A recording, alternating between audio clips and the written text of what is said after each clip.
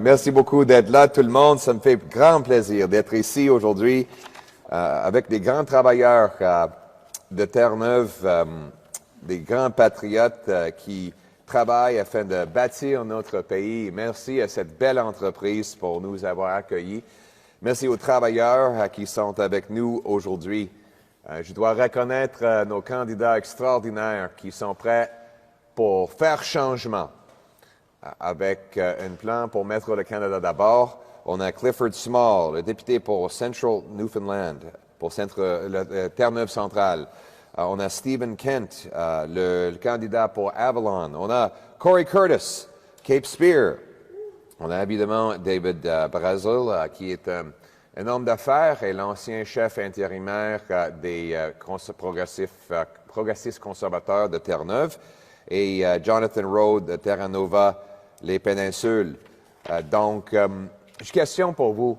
Pourquoi est-ce que M. Trump appuie M. Carney? Pourquoi est-ce qu'il croit que M. Carney, c'est dans les meilleurs intérêts de l'administration Trump?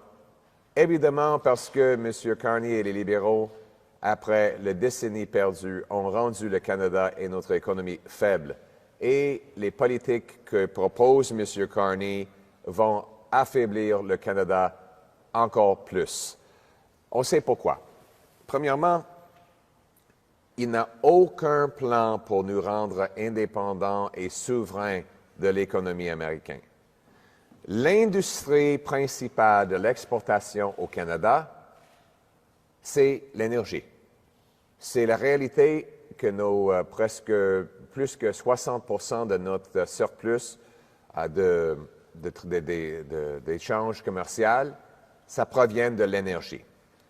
Malheureusement, presque 100% de ces exportations doivent aller aux États-Unis. Pourquoi? Parce que les libéraux ont bloqué les usines de gaz naturel pour l'exportation.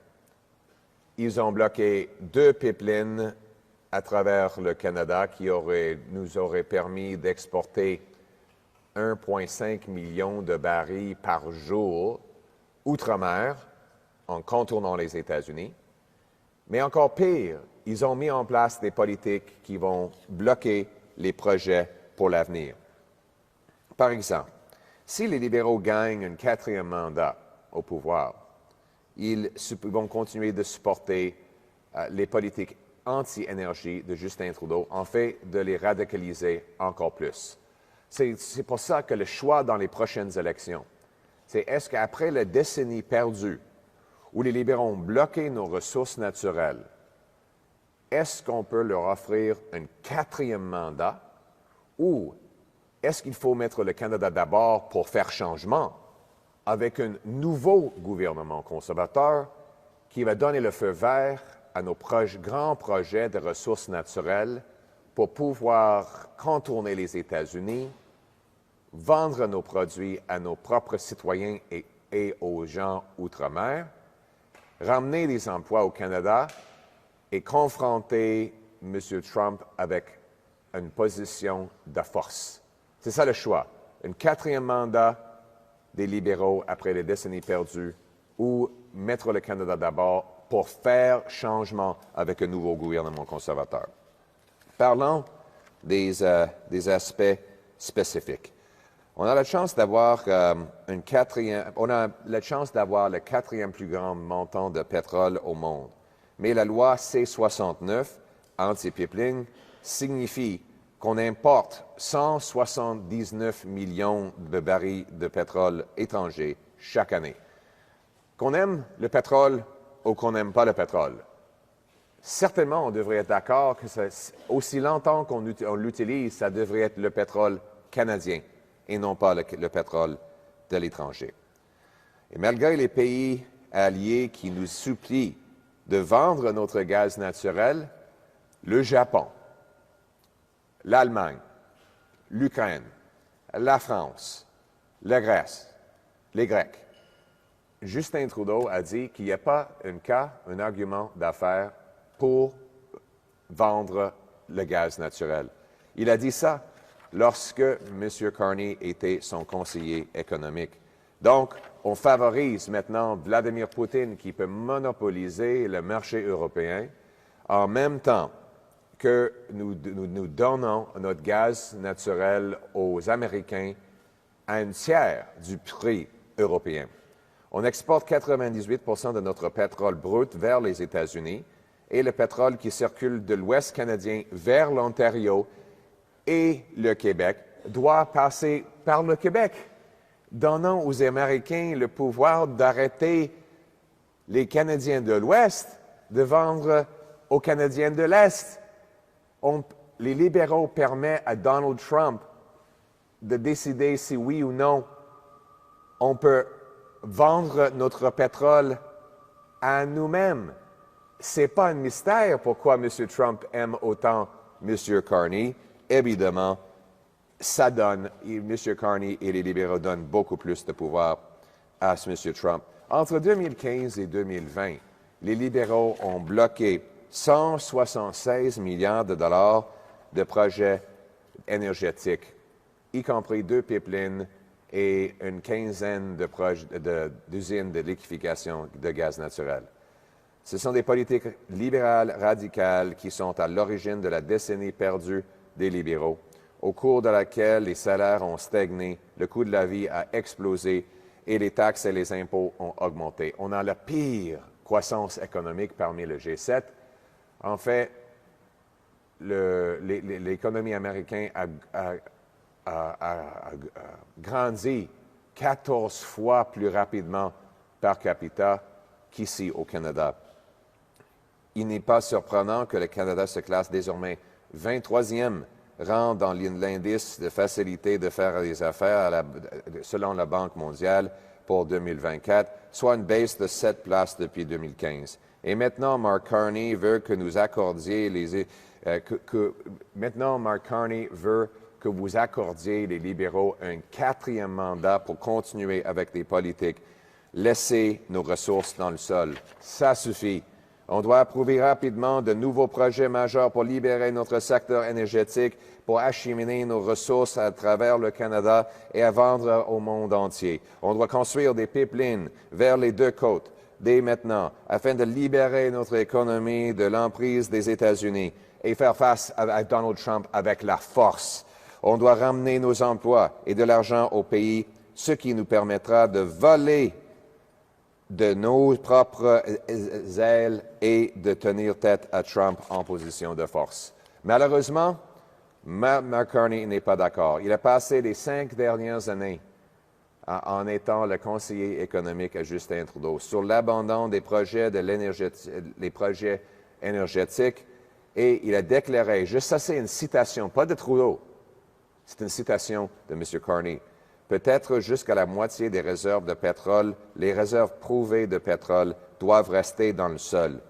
M. Carney a un mauvais plan pour le Canada, un pays doté de vastes et précieuses ressources naturelles que le monde entier convoite.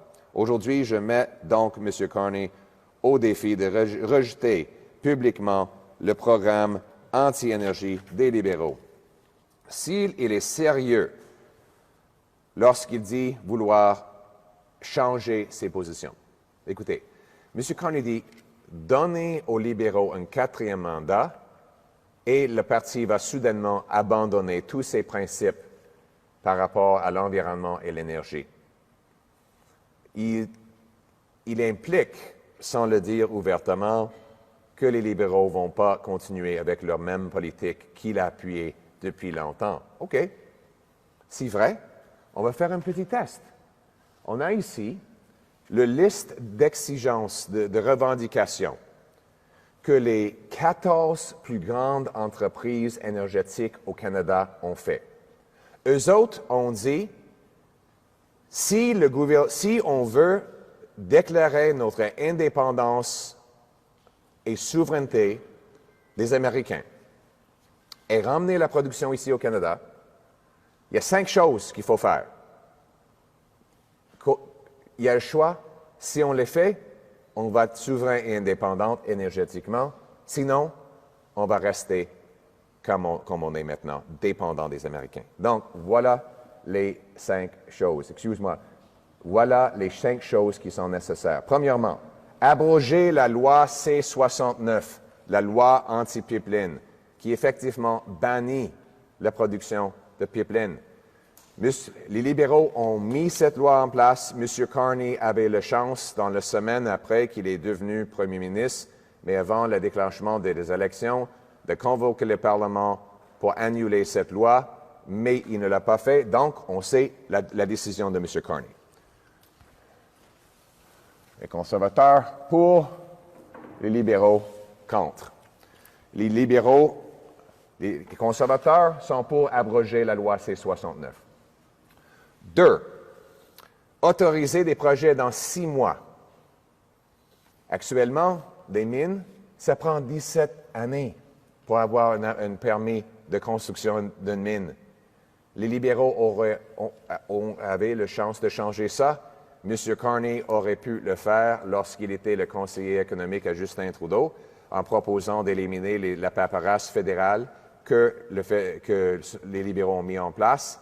Donc, encore, le choix. Est-ce qu'on continue avec des libéraux pour un 4e mandat pour retarder des mines de 17 ans ou est-ce qu'on va avoir un nouveau gouvernement conservateur qui va mettre le Canada d'abord pour faire changement avec des approbations de 6 mois? Voilà.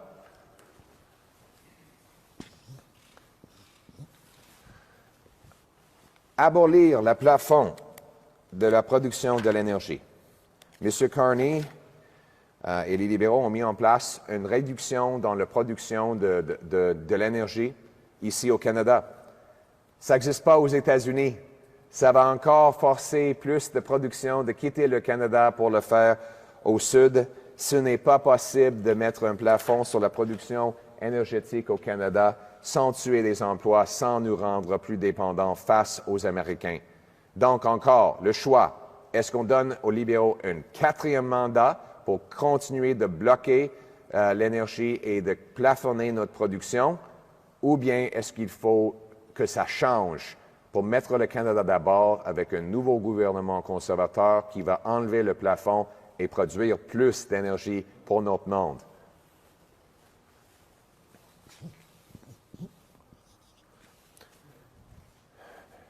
Quatrièmement, ma préférée, taxe carbone.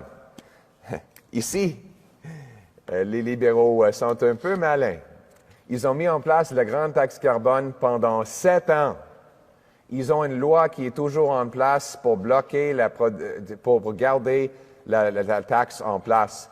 Mais ils veulent cacher la taxe à la pompe pendant 28 jours avant que les Canadiens votent, en espérant de tromper les Canadiens pour augmenter la taxe après les élections. M. Carney a aussi avoué qu'il veut une plus grande taxe industrielle, une taxe sur la production de gaz naturel, des engrais, l'aluminium, l'acier et toutes sortes d'autres productions vont taxer. C'est une autre chose que M. Trump et M. Carney ont en commun. Les libéraux veulent taxer nos industries. M. Trump veut taxer nos industries canadiennes. Trump avec des tarifs, Carney avec des taxes carbone.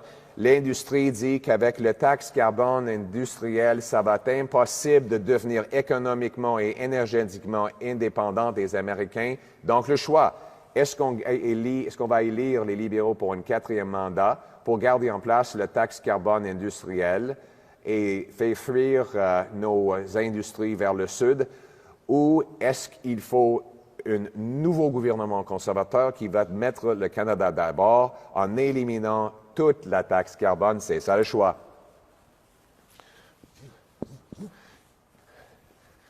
Et finalement, le peuple autochtone veut s'enrichir pour payer l'éducation, la santé, les emplois, un bel avenir.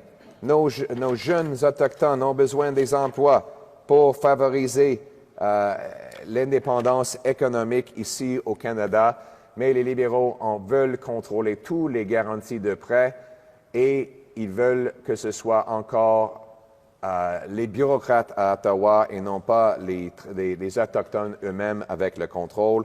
Par contre, les conservateurs veulent favoriser nos Autochtones qui veulent investir et en profiter des ressources sur leur terrain. Nous allons même permettre aux entreprises d'acheminer une partie de leurs taxes et leurs impôts directement aux Premières Nations pour profiter de ces communautés et leur permettre d'avoir avantage. Encore le choix, un quatrième mandat pour les libéraux de garder les Autochtones dans une position de pauvreté et le Canada dans une position de faiblesse, ou bien un nouveau gouvernement conservateur qui va mettre le Canada d'abord pour faire changement en favorisant le développement économique, y compris avec les énergies fossiles, pour nos Autochtones qui le veulent. C'est ça le choix encore.